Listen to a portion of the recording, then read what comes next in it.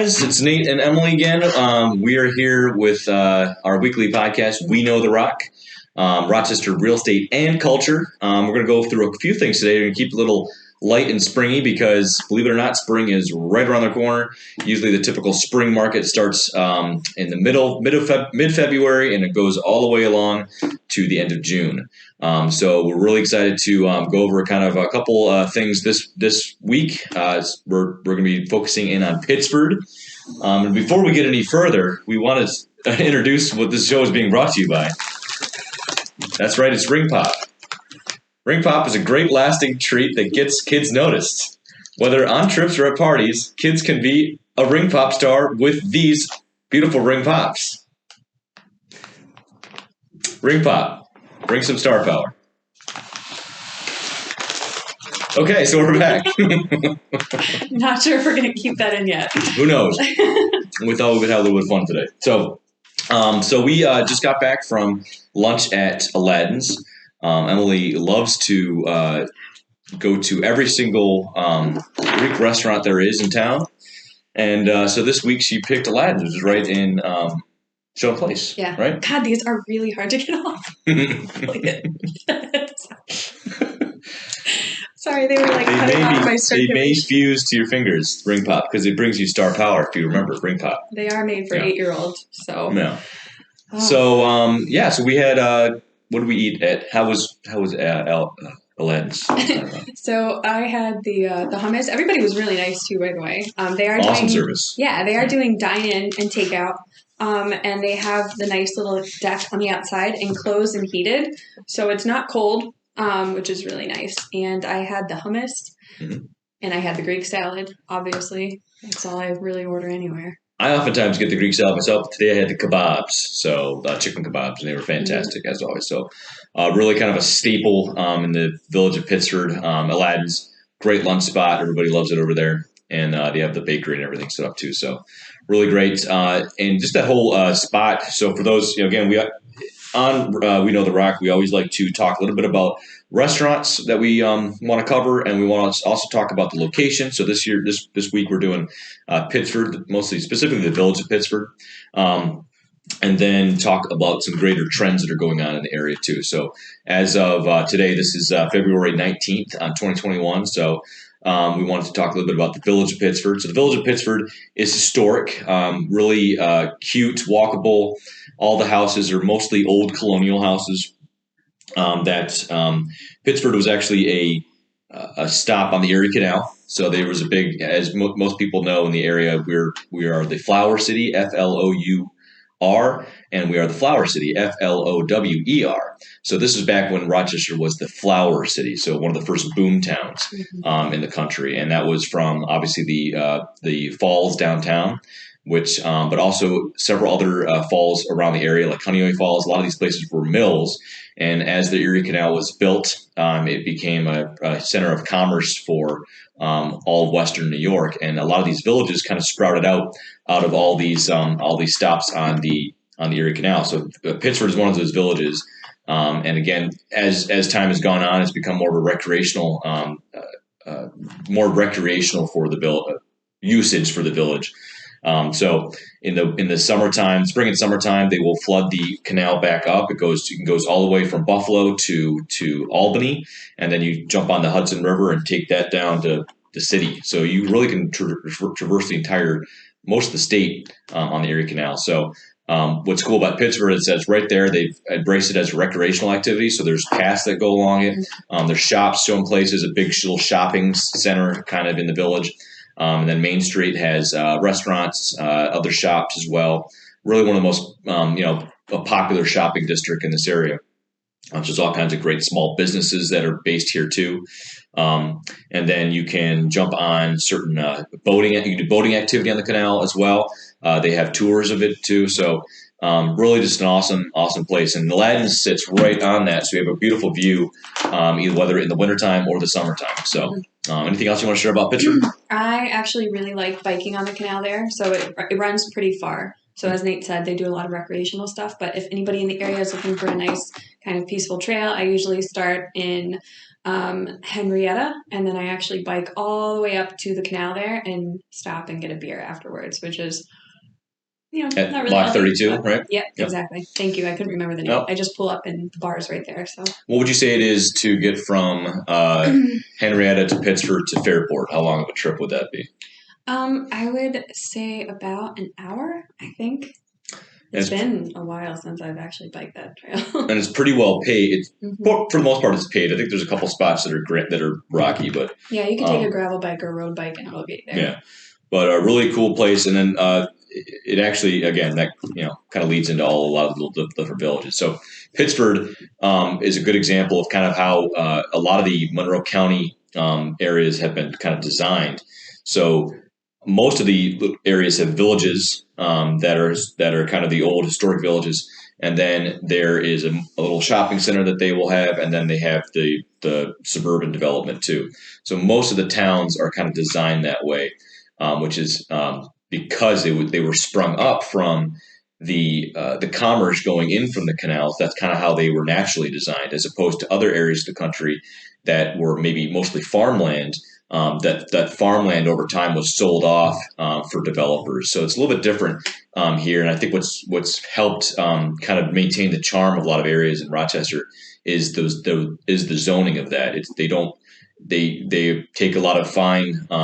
They're really meticulous in how they allow that to go, which I'm sure can be frustrating at times for some people, but it also kind of preserves that, maintains that historic feel to all these villages and the way that it was naturally kind of zoned out for commercial and for residential and stuff like that. So as far as houses are concerned, so there are all kinds of walkable houses all over the place. It feels like a typical village setting, especially in the village. And then when you get outside, there are neighborhoods in Pittsford too. And then there is a good amount of land that's also available, or that's available, not necessarily earmarked for availability right now, but potentially down the road. And then when they did a master plan of the suburbs years ago, they featured a lot of walking trails in between different neighborhoods as they developed them. So that's one of the things that Pittsburgh is really known for as well, is having those walkability, not just in the village itself, but also out into the suburbs. Everything's pretty much connected. So and easy access to the schools and all that stuff too. So yeah. So anything else you want to add? No, I think you covered it. Cool. So we're going to go over just a quick article, as we always do, that kind of came out last week. So we're going to try to keep it fun. So we're going to show some graphics, and this is some global design tips. So as we're getting into spring, a lot of people are doing spring cleaning and spring organizing or whatnot. As we're getting ready for the spring market, which we're talking with tons of people right now that are getting ready to list. So I think that's really going to be exciting for a market that's going to move very, very quickly this spring. But a couple design tips. So these are global design tips. This is from Kathy Hobbs, Tribune News Service. This was in the real estate section last weekend. So a couple things we'll just list them off, and we'll show some pictures of kind of what we're talking about. And obviously, if you want any additional information about design, we work very closely with designers and stagers as well for listings. And then even if you're not necessarily looking to move anytime soon, you can certainly talk to us and see what our opinion is on certain things. Shoot us a picture of something that you're thinking about improving. We always love to share our opinions on that stuff. It doesn't even, and not if we're even listing the house anytime soon. This could be 10 years from now, but we love to kind of share our opinion on marketability things for future sales down the road. So first off, think outside the box, often using materials or items in an uninspected way that can have incredible impact. I know Justine, my wife, loves to shop thrifty. So she has all kinds of stuff that you can look at blog wise and Instagram wise, and how she kind of will thrift around and find really cool items and stuff like that. Do you want to alternate these? All right. So number 2 just says, add lots of texture. Tactile materials are often used in cultures around the world embrace them. So, back in, I think it was like the 90s, early 2000s, everything was very matchy, and then we started using a lot of earth tones. I like it when I go into a house, especially the older style homes that you see downtown, where there's a lot of character from different generations. So for me, I interpret that as texture, as character, where things don't have to match. For me, the way I design my home personally, I choose all my pieces based on how they make me feel, which is kind of where art comes in. And I think if a room or a section of your home can make you feel something, whether it's peace, whether it's, something that reminds you of, wherever you traveled, I think that makes it art. I think that makes it your home, and that adds character, in my opinion. What do you think? I love it. Moving on, number 3, use lots of wood earth tones. Again, these are global design tips, so we're kind of trying to share that. Global design tips, wood can help incorporate a global, if not tribal, element to the space. Ooh, tribal element to the space. Number 4. All right, number 4 is add rich elements of color, such as orange, red, and yellow. These colors help add warmth to a space. Mm-hmm. So cool. Number 5, unexpected wall art. Consider hanging wall masks or any non-traditional art.